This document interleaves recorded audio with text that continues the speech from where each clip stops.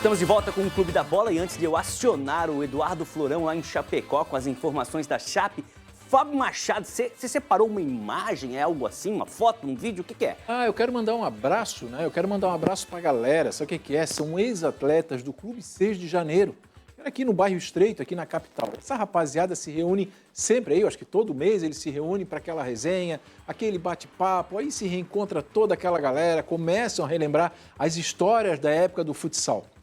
E essa semana eu recebi uma mensagem deles, lá do grupo deles, e a galera disse, nós acompanhamos o Clube da Bola, né, todo sábado. Mas eu não vou citar nome, não sei se vai entrar a foto aí, eu não quero citar nome. Já vai entrar a foto, estão lá resolvendo lá para colocar essa foto. Eu não quero citar nome, viu, galera, para não cometer injustiça com ninguém, mas dizer o seguinte, eu gosto de todos.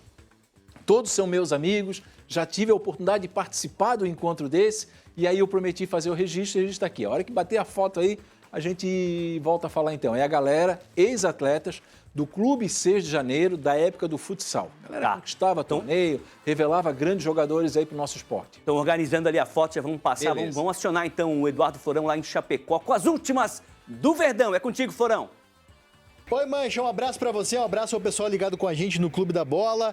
A Chapecoense se recuperou na Série B do Brasileiro depois de 7 jogos sem vitória. Conseguiu vencer fora de casa o Amazonas, mesmo com adversidade. Teve um jogador expulso, que foi o Giovanni Augusto, mas venceu por 1-0 e se reabilitou na Série B do Campeonato Brasileiro. Agora, no jogo de segunda-feira contra o Operário aqui em Chapecó, um jogo que pode servir para a Chapecoense engatar uma sequência positiva depois que teve essa série de 7 jogos sem vitória e quem sabe agora engatar uma sequência de vitórias na Série B do Campeonato Brasileiro.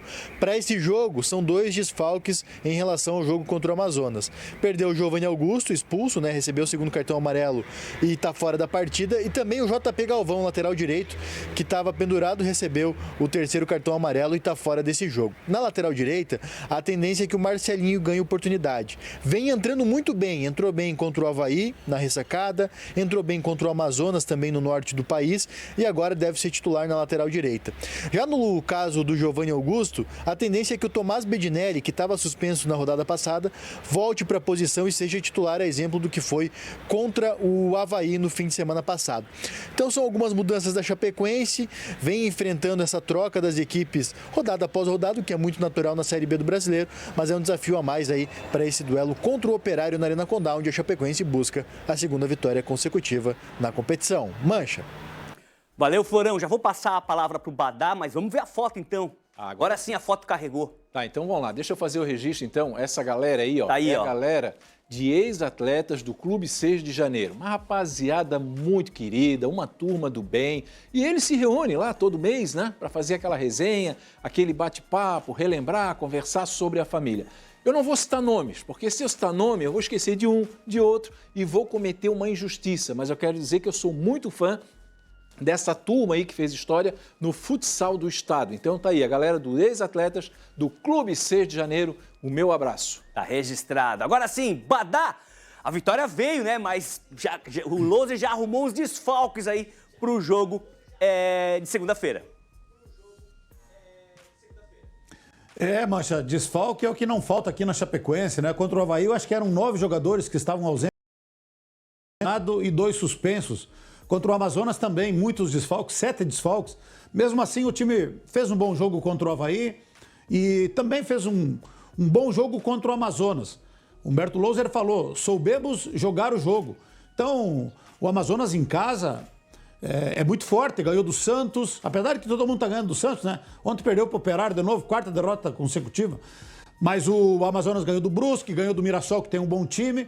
Então, gerou preocupação. A gente viu ali o Matheus Serafim perdendo um gol cara a cara com o Matheus Cavicchioli no primeiro tempo. Depois, no segundo tempo, o Chapecoense se soltou um pouco mais, teve essa cabeçada do Abraão, alguma outra escapada também do Amazonas, mas assim, sem levar tanto perigo, o Chapecoense controlou bem o jogo, o Marcelinho entrou muito bem no jogo, no lugar do JP Galvão, que não foi bem, e o Bruno Leonardo, que fez uma baita de uma partida defensivamente, e aí acabou fazendo o gol que deu a vitória para a Chapecoense. Depois a Chapecoense ainda teve o Giovanni Augusto expulso, meio que sem querer pelo árbitro, porque o Giovanni Augusto já tinha o amarelo, daí se enrolou lá com o goleiro e o árbitro aí, ó, e aí colocou para a rua. Depois o árbitro até disse que pediu desculpas para o Giovanni Augusto, que não viu que era ele que tinha amarelo. Mas enfim, o Chapecoense soube suportar, soube sofrer, soube segurar. A trave salvou a Chapecoense também numa cabeçada do atacante do Amazonas. E aí somou 3 pontos importantes, eram 7 jogos sem vencer, isso aí estava causando desconforto. Mas agora, olhando apenas os últimos 2 jogos, saiu para 2 jogos difíceis, contra Avaí e Amazonas, e volta com 4 pontos. Respira na tabela de classificação com 14 pontos. E tem 2 jogos em casa agora. Segunda-feira, 9 horas da noite, contra o Operário, que vem aí com uma bela campanha. Vitória ontem contra o Santos por 1-0 e depois o Paysandu. Então agora tem que pontuar dentro de casa para buscar uma posição ainda mais tranquila na tabela de classificação, que é o objetivo de todos aqui em Chapecó. Legal. E o técnico Humberto Louser falou justamente sobre esse momento, né? A Vitória buscou, ela chegou da tranquilidade para trabalhar. Fala, professor. É importante. E a vitória, né, Rangel, ele traz confiança, traz segurança. Alguns atletas, quando às vezes as coisas não acontecem, os resultados não vêm, essa oscilação na cabeça dele também faz com que ele se bloqueie e não faz aquilo que de fato ele já está acostumado. Então a gente tem falado muito isso para eles, para que eles continuem a confiar no processo, é aquilo que nós falamos no jogo passado, transformamos, melhoramos, crescemos em alguns aspectos. E agora é continuar confiando para que a gente possa ter um ano próspero. Então, é esses 4 pilares aí que vai dar sustentação. Então, a gente tem trabalhado bastante. A vitória te traz segurança, traz confiança, mas sabendo que a gente precisa melhorar, evoluir, crescer. E os atletas estão cientes disso. Então, tem pago o preço, preciso. E como eu falei, a competição ela é muito árdua, muito difícil. As equipes vão se fortalecendo. Vem janela, todo mundo atento ao mercado, então nós temos que continuar trabalhando, melhorando, trazendo mais jogadores cada vez mais aí. Hoje o João não tinha jogado, entrou numa partida dificílima, foi até ressaltado isso pelo Cavicchioli, é o próprio Mailton, que vinha de lesão, entrou também nos ajudando, o Regis já jogou de lateral, já jogou hoje de ponta, o Marcelo entrou de lateral, já jogou também como ponta, tendo chances de fazer gol contra o Avaí, as 3 chances claras ali, mas que ele se colocou naquela condição, então mostra o valor desse grupo, a força desse grupo, que vai precisar de todo mundo, mas é o que eu falei, agora é continuar trabalhando, que a gente acredita no trabalho em Deus, para que a gente possa ter voos melhores, né? Então é recuperar esses atletas e fazer um grande jogo, que é esse grande jogo que vai fazer com que a gente consiga vencer um oponente muito difícil que iremos enfrentar, que é o Operário. Aí em Santa Catarina viu ali no cantinho do vídeo, né? No cantinho esquerdo do vídeo, o professor Tadeu Costa fazendo a sua entrevista pós-jogo com o técnico da Chape. Vou pedir para a produção, nosso departamento de arte fez aquela possível escalação da Chape para enfrentar o Operário no início da semana. Vamos colocar na tela? Ó, o Matheus segue no gol, Matheus Cavicchioli, a dupla de zaga com Abraão e Bruno Leonardo. Na direita, o Marcelinho, na esquerda, o Mancha.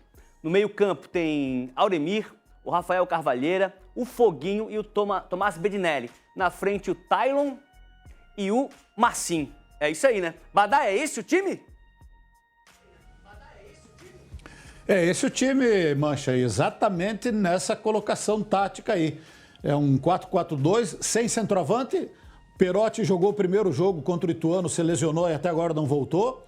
Mário Sérgio, que vinha bem, tinha feito 3 gols, se lesionou aqui contra o Vila Nova, está fora também por um bom período.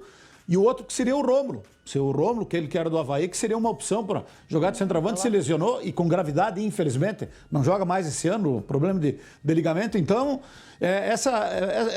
esse posicionamento aí já foi mais ou menos utilizado contra o Avaí, com o Tomás Bedinelli jogando como um falso centroavante. Era o JP Galvão, que recebeu o 3º cartão amarelo, mas não está jogando bem, o Marcelinho está jogando melhor. E eu sou sincero para ti, o Badá técnico colocaria o Mailton com a 7 ali. No lugar do... Aliás, colocaria o Mailton ao lado do Marcinho. O Mailton tem entrado muito bem, andou lesionado, agora voltou, entrou bem lá contra o...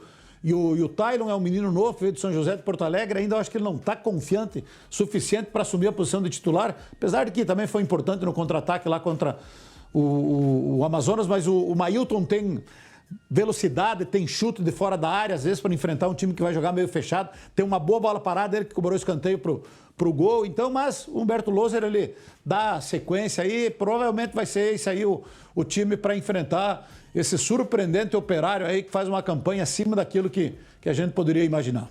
Legal. Fazer o seguinte, pode falar, Bada. Pode falar, Fábio. Eu só não vou cobrar a escalação e a formação tática do Avaí para quarta, porque não dá, né? É agora que o Gilmar vai trabalhar, ele acabou de dizer, né? Mas o Gilmar, ele tem uns quebra-cabeça aí para arrumar, porque o Avaí, por exemplo, não vai contar com o Giovani, né? Que é um meia de criação muito importante. Tem problema físico, muitas vezes não aguenta 90 minutos, mas quando ele toca na bola, meu amigo, toca diferenciado.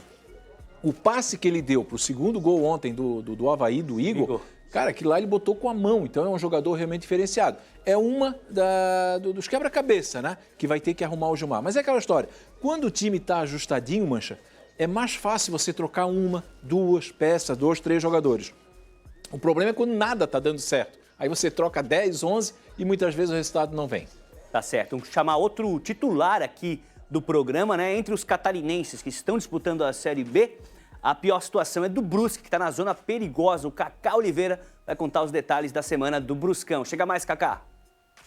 Oi, Mancha. Olá para você que está ligado no Clube da Bola. Amanhã o Brusque recebe o Ceará no Gigantão das Avenidas. Aliás, o Brusque vai ter 2 jogos como mandante aqui em Santa Catarina e é a chance de tentar reação na Série B que a gente tanto espera, né? São 10 jogos sem vitória, desde a primeira rodada contra o Mirassol, que o Brusque não consegue vitória. São 8 jogos de Série B do Brasileiro e 2 da Copa do Brasil. Já estou até repetitivo para poder mudar o discurso aqui no Clube da Bola e também no Balanço Geral. A verdade é que o Ceará faz uma boa Série B do Brasileiro na parte de cima, mas vem de uma derrota indigesta para o Vila Nova no meio de semana. E o Brusque afundou na vice-lanterna, não consegue fazer pontos para se recuperar, para sair da zona de rebaixamento. E pior, né? Aí você pega o histórico, essas 10 partidas sem vitória igualam o número de 2022, quando o Brusque acabou rebaixado da Série B para a Série C na última vez. Então a situação é preocupante, o Brusque já está com o sinal de alerta ligado e precisa voltar a jogar bem e a vencer. Até o técnico Luizinho Vieira tem falado em buscar mais consistência, tem buscado uma evolução do trabalho e ele mesmo reconhece que está tendo mais dificuldades do que ele esperava. O departamento médico seguem os mesmos desfalques, o Keké e o Cristóvão, que já estão há mais tempo, e também Paulinho Mocelin, Queiroz e o Olávio seguem fora, são os problemas para domingo. Depois do Ceará, o Brusque recebe o Avaí na quarta-feira, um confronto catarinense, e o Brusque tem um histórico recente bem positivo contra o Avaí, então e até com bastante torcida, né? A gente espera até o estádio com mais público na quarta-feira. Do lado do Ceará para amanhã, o Wagner Mancini é desfalque por suspensão e também o goleiro está fora, são os desfalques do Ceará para esse domingo. O goleiro Richard, do Ceará, não joga amanhã. E na quarta-feira, então, Brusque e Avaí, o confronto catarinense pela Série B do Brasileiro.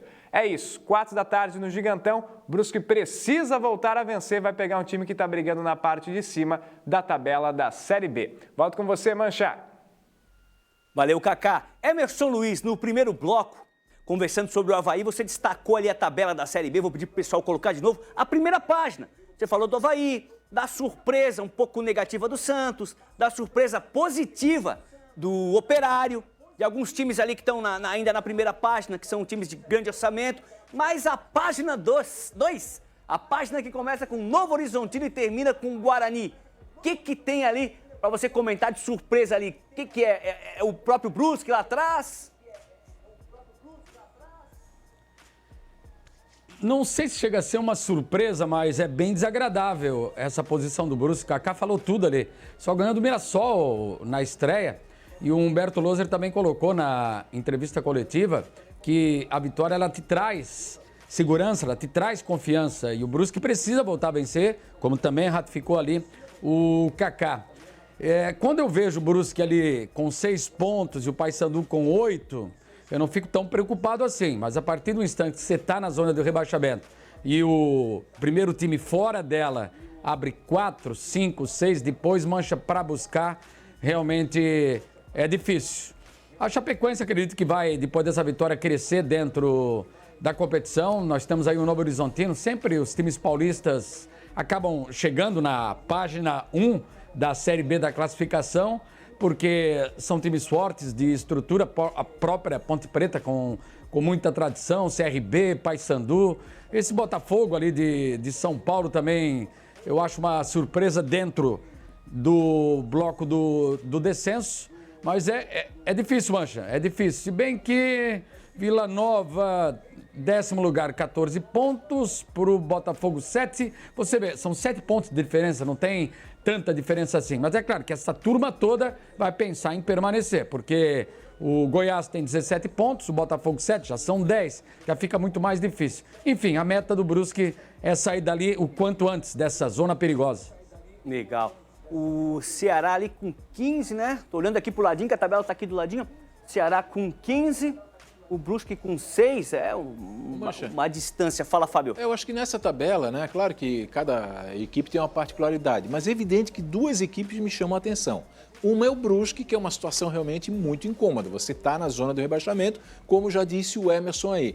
E a outra é uma decepção, né? E até aqui eu estou errando o meu prognóstico, porque eu lembro que eu falei aqui o seguinte: o primeiro lugar já é do Santos. O Santos vai ser o campeão da Série B, mas vai ser campeão assim, ganhando dentro, fora de casa. E olha que situação complicada do Santos, né? Claro que vai reagir, tem dinheiro, daqui a pouco tem abertura de janela, mas não deixa de chamar a atenção, até porque o Santos vem de uma sequência aí de 5 derrotas seguidas, meu amigo. O time que vem da Série A, perdeu 5 partidas, está lá na 6ª posição, o glorioso Santos. Não depende só dele, mas será que o Brusque passa pelo Ceará? Eu digo não depende só dele para sair, né? Sair da zona de rebaixamento e outros jogos ali que vão mexer com a parte de baixo da tabela. Tem um palpite para esse jogo, Fábio?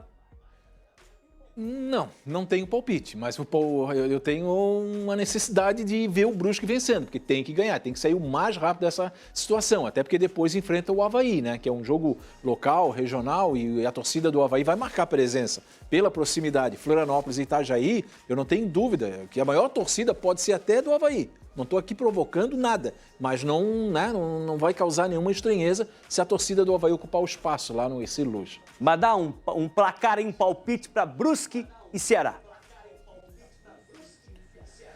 Eu torço muito pelo Brusque. Eu gosto do pessoal de Brusque lá, eu acho que eles fazem futebol legal, bacana, com gente da casa, com esforço. Mas o problema é que o Brusque tá jogando fora de casa. Outro dia o Brusque jogou ali com 400 torcedores, o Fábio tem razão. Esse jogo do Avaí contra o Brusque na Itajaí vai ter mais torcedores do Avaí do que do Brusque. Então o Brusque tem que ir logo pro Augusto Bauer. Já está treinando lá no gramado sintético. Talvez o gramado sintético vai ser um forte aliado do Brusque, como é lá no Palmeiras, como é no Botafogo, como é na Baixada da Arena da Baixada em Curitiba. Então, no sintético, talvez o Brusque vai melhorar. Agora, especificamente nesse jogo aí, para mim vai ser uma surpresa. Não tenho prazer nenhum em falar isso, mas vai ser uma surpresa se o Ceará não ganhar. Porque vai jogar lá no Gigantão das Avenidas vazio. Então, olha, é uma vida dura pro Brusque aí. Tomara que reaja, torço para que reaja.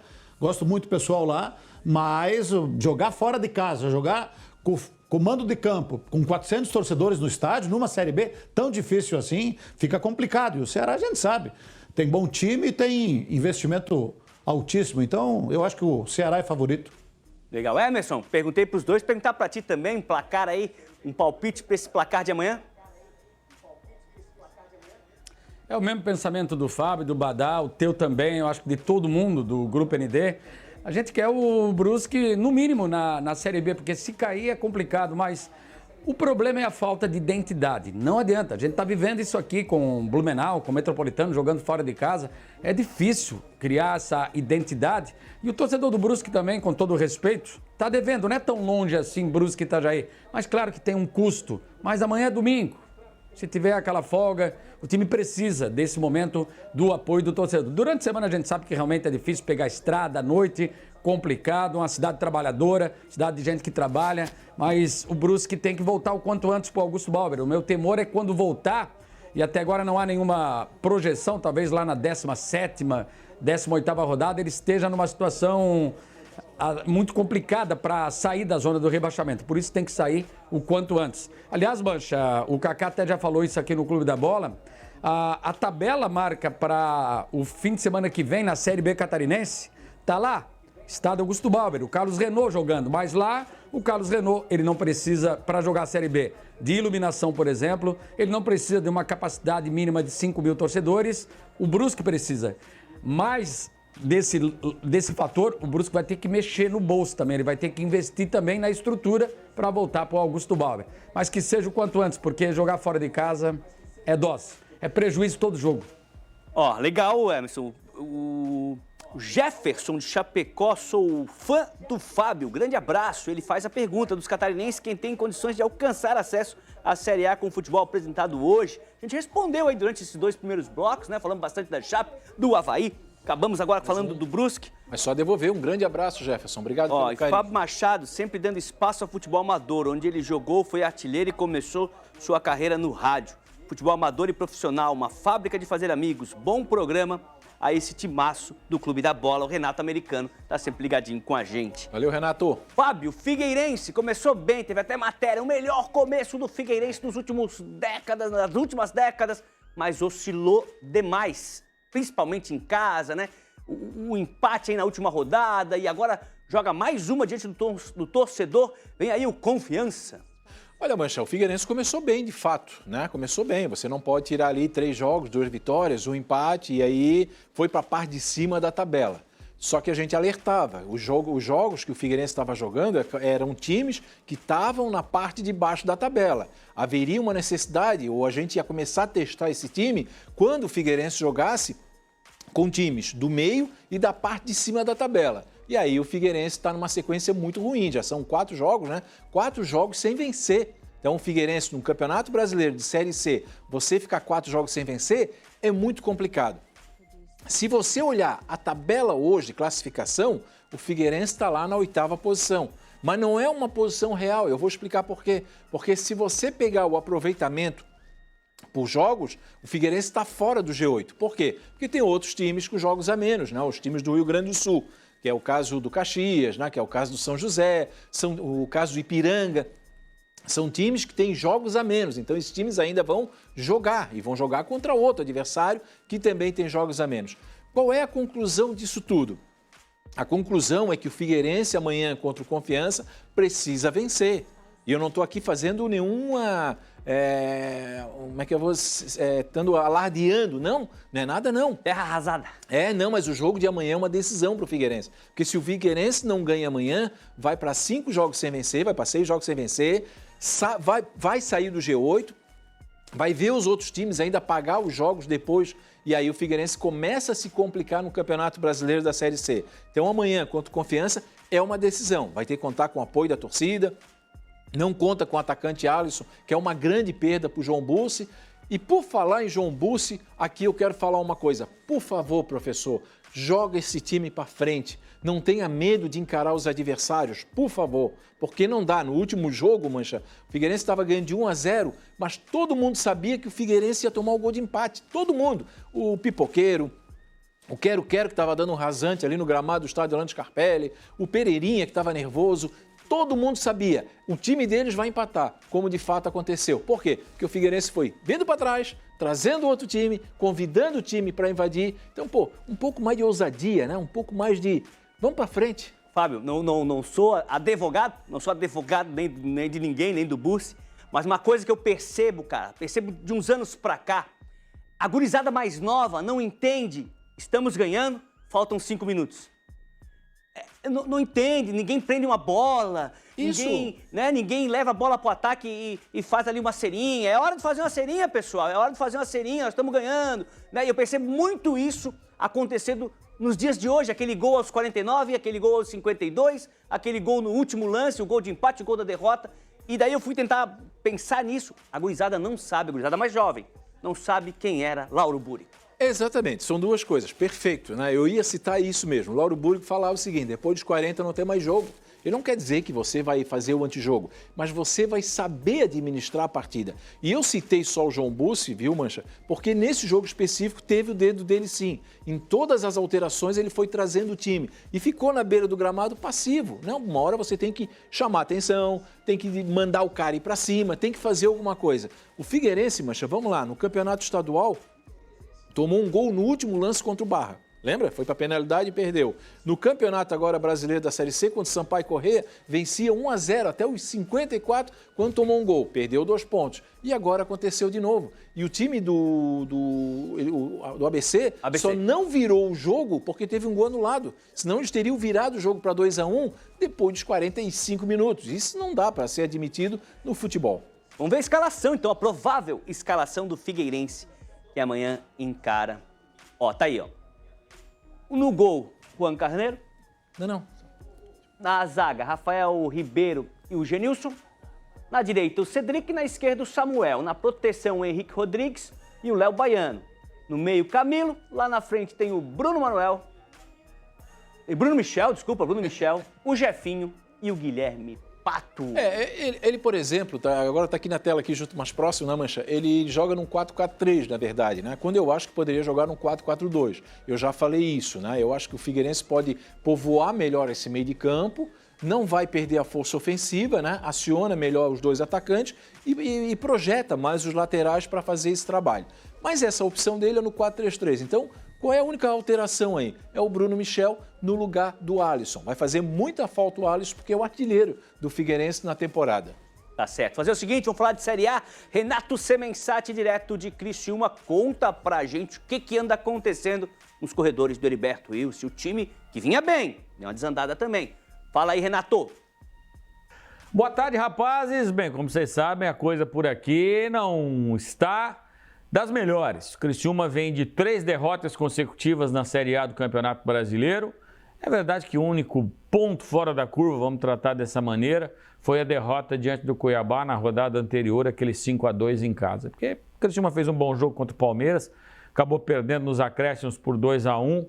Vamos combinar que é um resultado normal e encarar o Atlético Paranaense no Paraná, lá na sua arena, no gramado sintético. O Atlético é muito forte e a derrota 3-1, ela até acabou sendo um pouco pesada, porque o Criciúma saiu na frente e fez um bom primeiro tempo, mas no segundo tempo o time caiu de rendimento, o Atlético cresceu e foi melhor, mereceu a vitória, né? A diferença dos jogos anteriores para esse jogo na arena é que o Tencate tirou o Marquinhos Gabriel do time, tirou o Claudinho, fez um time mais marcador, trazendo um volante a mais para o time, o Ronald. No primeiro tempo funcionou bem, mas no segundo tempo desandou a maionese do Criciúma e o Atlético não teve lá tanta dificuldade. Além dos 2 gols, ainda colocou 2 bolas no travessão, ou seja, o placar podia ter sido pior. Claro que não se questiona aqui o belo trabalho histórico do técnico Cláudio Tencate. Acho que ele tem muito crédito, mas são 5 derrotas seguidas. 3 pela Série A e 2 da Copa do Brasil contra o Bahia. Bahia que é o adversário de amanhã, às 18h30, 6h30. É um dos líderes do campeonato, então o Criciúma vai ter muita dificuldade. E vai precisar pontuar. Claro que o ideal é vencer, mas não pode perder.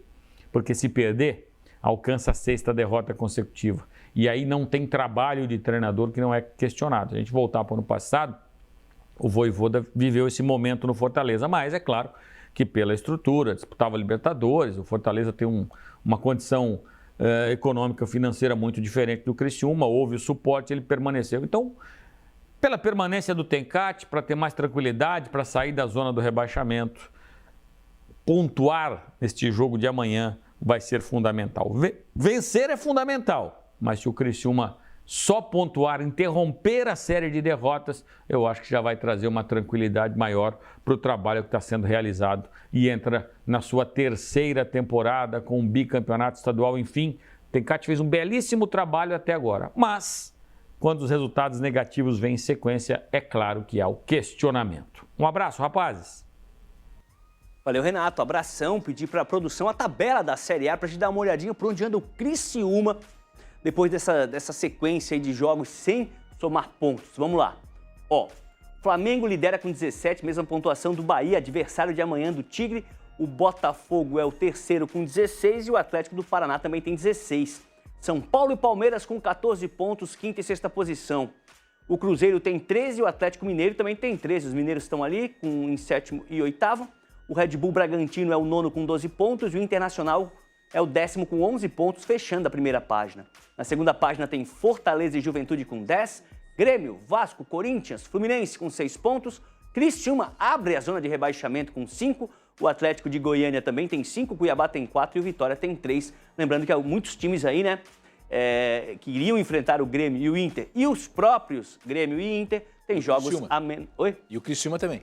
Tem jogos a menos na tabela, jogos a menos na tabela, exatamente. Outros times ali, e o Criciúma também tem Agora, jogos de a qualquer menos na forma, tabela. né, Mancha, não sei se tu concorda comigo, da 13ª posição do Grêmio até ali o Vitória, é situação de desespero, né? Mesmo com jogos a menos, tem jogos a menos, mas vai ter que vencer esses jogos a menos. É uma situação realmente bastante complicada. E o Botafogo vive aquela situação inusitada. Ano passado o Botafogo disparou, esse ano, como ele joga antes, ele assume a liderança. Aí no dia seguinte ele perde a liderança. São coisas do Campeonato Brasileiro. Deixa eu só perguntar para Emerson Luiz, colocar o Emerson no papo Série A, porque ele acompanha todas as séries de todos os campeonatos, está até preocupado, porque é Eurocopa, é Copa América chegando, Eurocopa que já começou.